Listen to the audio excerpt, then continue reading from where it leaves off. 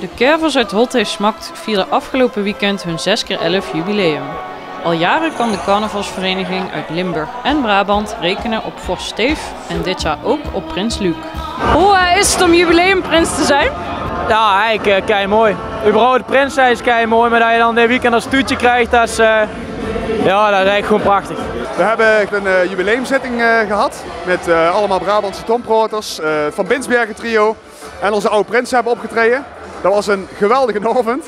Ik heb druk bij mezelf gedacht van wat hadden we nog beter kunnen doen en ik kon zo snel eigenlijk niks bedenken, dus het liep eigenlijk vlekkeloos.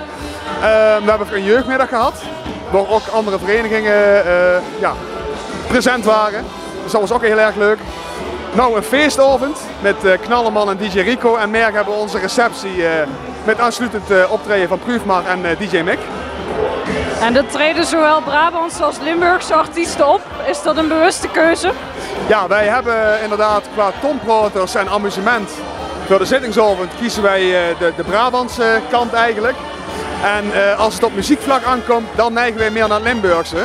Maar dat heeft ermee te maken, Holthee Smakt, Holthus, Brabant, Smakt, Limburg. Dus zo proberen we eigenlijk beide provincies in het feest te betrekken. Wat was dan jouw persoonlijke hoogtepunt in de afgelopen 6x11 jaar? De carnaval van 2 jaar geleden. Toen waren we net onze residentie eigenlijk kwijt. Hadden we nog geen MFC, wat we vanaf volgend jaar wel kunnen gebruiken. Dus toen hebben we hier voor de reguliere carnaval ook een tent neergezet. Alles zelf geregeld met vrijwilligers. Eigenlijk een soort van mini-jubileumfeest. En dat heeft toen ook zo fantastisch gelopen. En ik weet nog wel dat ik aan het eind van die carnaval dacht van... Dit was een carnaval voor het dorp, maar ook door het dorp. En dat was wel ja, echt een hoogtepunt. Ik ben boerenbruid geweest. Dat was echt het hoogtepunt van 2016. Ja. Ik ben nog niet zo lang een inwoner van Holthee, maar dit is mijn derde carnaval hier. En ik ben wel in een heel warm bad terechtgekomen. Dus ze kunnen goed feesten in Holthee. Ja, ik denk dat toch mijn receptie met de carnaval zelf.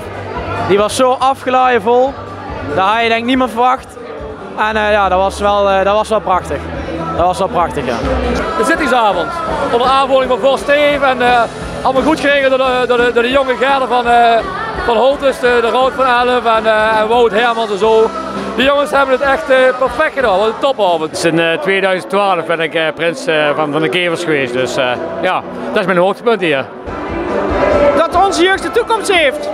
Gewoon het carnaval gewoon meevieren, dat is gewoon fijn. En vooral als je bij de vereniging kunt helpen. En hier zie je gewoon in het dorp dat we allemaal samen optrekken. En we proberen al vooral dit jaar extra feest van te maken. En ja, iedereen is bereid om de handjes uit de mouw te steken en dat doe ik nu ook. De hoogtepunten zitten met name in alle vrijwilligers die alles in elkaar zetten om er een prachtig feest van te maken. Als je ziet achter de schermen, voor de schermen, hoe iedereen zich inzet, waar een klein dorp groot in kan zijn, daar kun je alleen maar super trots op zijn. Dat is echt fantastisch. Ja. Met alles erop en eraan zitten wij op, ik denk, een 90 tegen de 100 vrijwilligers die allemaal hun steentje bijdragen. Dus dat is best wel een behoorlijk aantal. Maar modder wel, want anders dan krijg je zo'n feest niet van A tot Z uit de grond gestampt. En waar staan jullie dan over 11 jaar?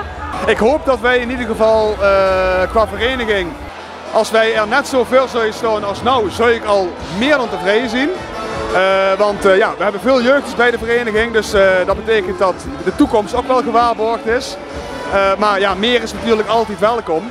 En nou ja, we hopen over 11 jaar het 7x11 dan ook groots te kunnen vieren. Met hopelijk een hele hoop jongens die er nou al bij zien en wellicht nog wat nieuwe aanwas die zich daarbij aansluit.